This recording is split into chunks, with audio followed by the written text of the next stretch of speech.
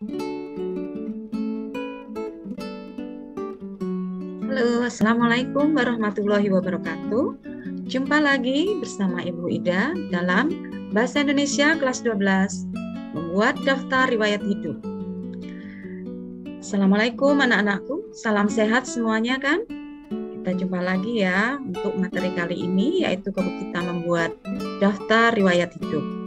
Kalau minggu yang lalu kalian semua sudah belajar tentang bagaimana membuat surat lamaran pekerjaan, kali ini Ibu akan menjelaskan membuat daftar riwayat hidup. Nah, daftar riwayat hidup ini wajib ya di saat kalian membuat surat lamaran pekerjaan. Nah, ini harus dilampirkan di dalam surat lamaran pekerjaan. Yuk, kita bahas bersama ya bagaimana kita membuat daftar riwayat hidup. Nah, bagaimana kita membuat daftar riwayat hidup yang baik dan benar serta kreatif. Salah satu senjata yang wajib untuk melamar di dalam suatu pekerjaan ya dimanapun berada tentunya adalah kurikulum vitae atau lebih sering juga disebut dengan daftar riwayat hidup ya. Kurikulum vitae itu berasal dari bahasa Latin yang diterjemahkan sebagai yang berartinya perjalanan hidup. Nah, ini berarti daftar riwayat hidup itu adalah daftar yang berisi perjalanan hidup sang pelamar. Ya, di sini bisa jadi kalian yang nantinya akan membuat daftar riwayat hidup ini. Nah, untuk membuat daftar riwayat hidup yang baik dan benar, itu ada beberapa hal yang harus kalian perhatikan. Meskipun dalam pembuatannya itu tidak sulit, namun bila melewatkan beberapa poin, maka akan fatal akibatnya. Nah, ini hal yang wajib dicantumkan di dalam membuat daftar riwayat hidup. Yang pertama yaitu kalian membuat satu yaitu identitas diri. Ya, identitas diri ini wajib ada di dalam daftar riwayat hidup. Biasanya daftar riwayat hidup tersebut berkisar seputar nama, tempat tanggal lahir, alamat, jenis kelamin, dan beberapa hal yang bersifat pribadi. Dan yang kedua yang wajib dicantumkan yaitu riwayat pendidikan. Riwayat pendidikan ini biasanya diisi dengan mencantumkan riwayat pendidikan yang pernah si pelamar tempuh, ya, urut mulai dari awal ya hingga pendidikan yang terakhir. Nah, pendidikan di sini ini ada dua macam, yaitu pendidikan formal dan pendidikan informal. Pendidikan formal yaitu pendidikan melalui jenjang formal dari SD, SMP, SMA, sampai perguruan tinggi dan seterusnya. Dan informal berarti jenjang pendidikan yang di luar pendidikan formal seperti kursus ya, kursus komputer, kecantikan, masak, setir dan lain sebagainya. Itu pendidikan informal. Nah, yang ketiga yang wajib dicantumkan yaitu pengalaman kerja. Nah, ini apabila si pelamar pernah bekerja sebelumnya.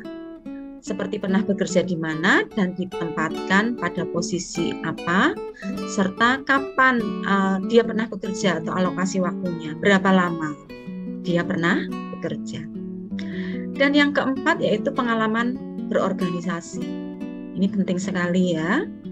Namun apabila si pelamar belum pernah bekerja sama sekali, ya, seperti pelamar-pelamar yang fresh graduate atau yang baru saja lulus, biasanya pengalaman kerja ini diganti dengan atau diisi dengan pengalaman dia di dalam berorganisasi. Misalnya kalau lulusan SMA ya mungkin OSIS atau mungkin organisasi rohis, keagamaan, atau mungkin organisasi apa saja ya, Karang Taruna atau apa. Ini sangat penting sekali ya di dalam membuat daftar riwayat hidup. Terus yang kelima yaitu mencantumkan keahlian khusus. Ya, hal ini penting terutama bila mencantumkan keahlian yang berkaitan dengan posisi yang dilamar.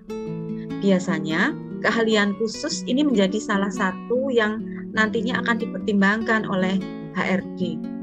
Ya, perusahaan sebelum akhirnya merekrut si pelamar tersebut. Nah, HRD itu bagian ini yang menerima si pelamar pekerjaan tersebut. Nah, itu yang wajib kalian tadi ini ya, yang wajib dicantumkan di dalam daftar riwayat hidup. Yang pertama identitas diri, riwayat pendidikan, pengalaman kerja, pengalaman organisasi, dan keahlian khusus ya. Itulah yang wajib ya. Terus di sini Ibu Ibu ajarkan lagi tips dalam membuat contoh daftar riwayat hidup yang dipraktekkan secara langsung ya. Tips apa saja? 1. Buatlah daftar riwayat hidup itu dengan jelas supaya mudah dibaca dan mudah dipahami oleh perusahaan ya. Yang kedua, jangan lupa untuk menulis riwayat pekerjaan secara lengkap. Misalnya pernah bekerja di perusahaan mana, terus menyebutkan dan menjabat sebagai apa, serta berapa lama bekerja, dari tahun berapa sampai tahun berapa. Terus jujur di dalam membuatnya. Jangan sekali-sekali mencoba memanipulasi kurikulum vitae riwayat hidup ya. Tidak boleh, harus apa adanya. Yang keempat, jangan nulis pengalaman yang tidak penting untuk disebutkan, seperti lomba menyanyi, lomba memasak, dan lain sebagainya. Kalau tidak ada hubungannya dengan pekerjaan yang akan dilamar. Kecuali ada, itu bisa kamu sebutkan. Tapi kalau tidak ada, sebaiknya tidak usah mencantumkan hal-hal yang tidak perlu atau tidak penting. Yang kelima, di dalam menulis riwayat pendidikan sebaiknya dimulai dari jenjang yang paling tinggi ke yang lebih rendah ya. Misalnya si pelamar pernah di dalam datanya mengenyam pendidikan di PT atau perguruan tinggi mana, itu sebutkan pertama kali sebaiknya ya. Terus setelah itu SMA atau SLTA, SLTP atau SMP, dan berakhir dengan SD. Nah, terus sebutkan nama instansi atau nama sekolah dan tahun berapa, tahun kelulusannya. Apabila pernah mengikuti pendidikan non formal ya, di samping pendidikan formal, maka menulisnya pendidikan formal dahulu, kemudian diikuti dengan pendidikan non formal. Nah, itu untuk riwayat pendidikan ya. Jadi mencantumkan pendidikan formal baru pendidikan non formal. Paham ya? Itu. Terus yang keenam, tulislah training yang pernah Anda ikuti. Ya, cukup tulis yang berkaitan dengan bidang pekerjaan yang Anda lamar apabila pernah mengikuti training. Yang ketujuh, pada penulisan data pribadi singkat dan yang penting-penting saja seperti nama, tempat tanggal lahir, agama, jenis kelamin, alamat, status. Nah, status di sini single, masih single atau sudah menikah. Email dan nomor handphone. Nah, nomor handphone di sini adalah nomor handphone yang aktif ya, seperti itu. Terus yang kedelapan, nah ini kan wajib ini ya, bila menyertakan pas foto, maka sertakan pas foto yang terbaru, wajah terbaru. Jangan wajahmu yang lama ya, nanti akan beda seperti itu. Oke, lanjutnya yaitu macam-macam daftar riwayat hidup. Daftar riwayat hidup ini ada dua ya. Yang pertama, daftar riwayat hidup berdasarkan urutan kronologis. Nah, daftar riwayat hidup yang satu ini paling banyak digunakan oleh kebanyakan orang. Jenis daftar riwayat hidup yang satu ini mengedepankan pendidikan dan pengalaman kerja. Ya. Nah, digunakan bila seseorang mempunyai tipe pekerjaan yang sama sepanjang karir seseorang. Sehingga daftar riwayat hidup model ini akan memperlihatkan perkembangan karir seseorang. Maksudnya begini, apabila kalian itu melamar pekerjaan itu sama seperti itu di bidang yang sama, misalnya di bidang marketing di perusahaan A dulu di bidang marketing, terus pindah lagi melamar pekerjaan yang lainnya masih sama di bidang marketing. Nah, ini sangat penting ya, supaya riwayat pekerjaan itu menunjukkan jenjang karirnya di dalam pekerjaannya, ya, sudah sampai sejauh apa atau pengalaman bekerjanya seperti itu. Nah, daftar riwayat hidup seperti ini lebih disenangi oleh sejumlah perusahaan. Nah, karena format susunannya yang dimulai dengan pengalaman kerja yang paling baru. Kalau ini sang pelamar memiliki pekerjaan yang lebih dari satu, ya, seperti itu, ditulis pengalaman pekerja yang terbaru. Dan yang kedua yaitu daftar riwayat hidup yang berdasarkan keterampilan. Jenis daftar riwayat hidup ini lebih fokus pada keterampilan dibanding dengan pengalaman kerja yang dimiliki. Fungsinya untuk apa? Yaitu untuk meyakinkan pemberi kerja bahwa si pelamar tersebut mempunyai keterampilan yang dibutuhkan oleh kerjaan tersebut. Nah, kerjaan ini cocok untuk yang fresh graduate atau yang baru saja lulus, ya, itu. Nah, dia memiliki keterampilan, misalnya keterampilan apa seperti itu. Keterampilan mungkin operator penjahit, berarti memiliki keterampilan menjahit. Sopir memiliki keterampilan menyetir dan lain sebagainya. Nah, apa tujuan pembuatan daftar riwayat hidup ini? Ya, ada beberapa, yaitu pertama, daftar riwayat hidup, ya, bagi pelamar pekerjaan adalah untuk mendeskripsikan kemampuan yang dimilikinya secara realistis sesuai dengan kebutuhan perusahaan, ya, itu. Terus yang kedua, daftar riwayat hidup secara umum dibuat untuk melamar sebuah pekerjaan. Di samping itu juga daftar riwayat hidup itu bisa juga untuk mendaftar, misalnya untuk mendaftar untuk mendapatkan beasiswa, mengikuti seminar, lomba-lomba, dan sebagai lampiran pendukung ketika mengirim sebuah tulisan, baik itu ke surat kabar, ya, maupun ke penerbit, ya, seperti itu.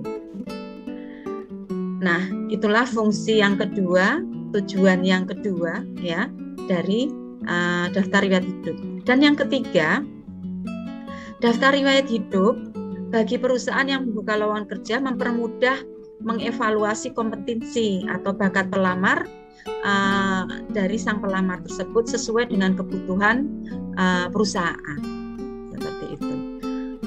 Nah, itu tujuan, ya, ada 3 di situ. Ini tujuan pembuatan daftar riwayat hidup.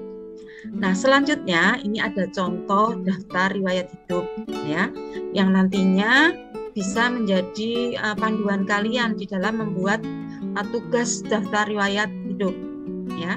Nih, data pribadi, ya.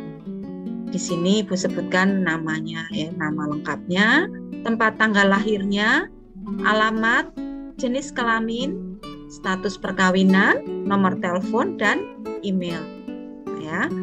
Terus lanjut, di sini ada pendidikan formal, ya.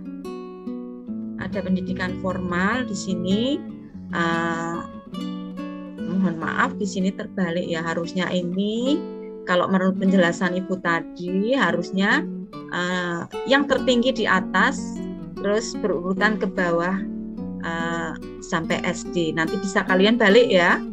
Ini formatnya, susunannya seperti itu. Ya, mohon maaf, ini masih memakai format lama yang jadi contoh. Terus pendidikan informal ini juga sama, yang terbaru, yang kamu ikuti yang terbaru sampai yang terlama. Jadi ini bisa dibalik, ya. Nah, seperti ini pendidikan informal. Terus pengalaman kerja, kalau memiliki disebutkan. Kalau tidak memiliki, mungkin kamu sebutkan juga pengalaman berorganisasi, ya, seperti yang sudah Ibu jelaskan di awal. Nah, ini penutupnya. Demikian daftar riwayat hidup ini saya buat dengan apa adanya. Nah, real ya, tidak boleh memanipulasi data. Adapun tujuan dari penulisan daftar riwayat hidup ini adalah sebagai data tambahan untuk mempertimbangkan lamaran kerja yang saya ajukan. Atas perhatian dan kerjasama Bapak, kami sampaikan terima kasih. Magelang, ini Anang, ini seperti itu. Nah, itu contoh daftar riwayat hidup, ya, bisa diketik, ya, bisa diketik ini. Nah, daftar riwayat hidup itu bisa juga dikirim melalui email, ya. Selain diberikan dalam bentuk berkas secara offline, ternyata daftar riwayat hidup juga bisa dikirim secara online melalui email. Nah, berikut tata caranya. Hal pertama yang dilakukan, ya tentu saja kalian harus memiliki email. Kalau belum memiliki email, kalian harus membuat email. Nah, yang kedua, saat mendaftar email, nanti kalian diminta nomor telepon pribadi yang masih aktif. Dari nomor tersebut, nantinya pihak Google akan mengirimkan kode untuk verifikasi kepada nomor tersebut. Fungsi dari kode verifikasi adalah untuk proses aktivasi email yang didaftarkan tersebut.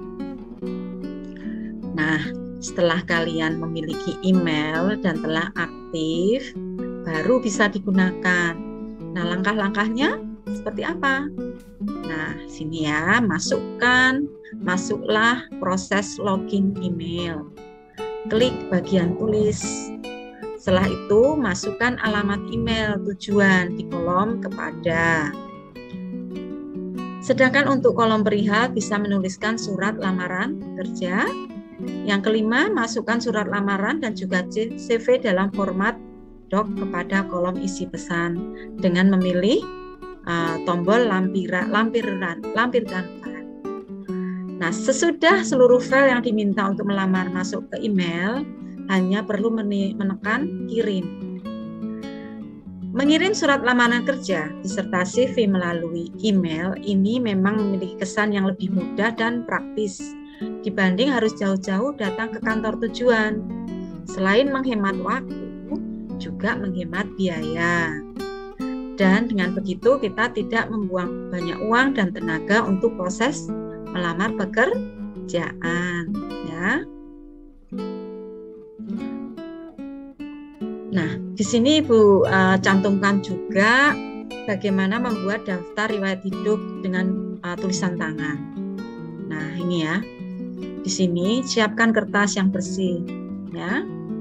Pastikan kertas yang digunakan tidak robek atau terlipat. 2. Tulis daftar riwayat hidup dengan tulisan tangan sendiri. Usahakan tidak membuat coretan, ya, supaya daftar riwayat hidup terlihat rapi. Gunakan tinta biru atau hitam saat menulis. Isi daftar riwayat hidup secara runtut. Maaf, ini batuk. Ya. Terus jujur dalam mengisi informasi. Pelamar juga dapat mengisi pendidikan informal dalam riwayat hidup. Tulis pengalaman, ya. Jika perusahaan meminta disertakan pas foto, maka pelamar dapat menempelkan di situ. Nah, di akhir riwayat hidup, si pelamar mencantumkan tanda tangannya. Jangan lupa ya, tanda tangan itu harus dicantumkan. Nah, itulah anak-anakku, materi pelajaran hari ini. Semoga bisa kalian pahami ya. Untuk penugasan kali ini, kalian belajar membuat daftar riwayat hidup kalian masing-masing, biodata masing-masing ya, seperti yang sudah dicontohkan. Kirim melalui link yang akan nanti Ibu sampaikan melalui grup kelas. Terima kasih atas kerjasamanya. Selamat belajar mandiri. Salam sehat. Selalu jaga prokes. Sekian, wassalamualaikum warahmatullahi wabarakatuh.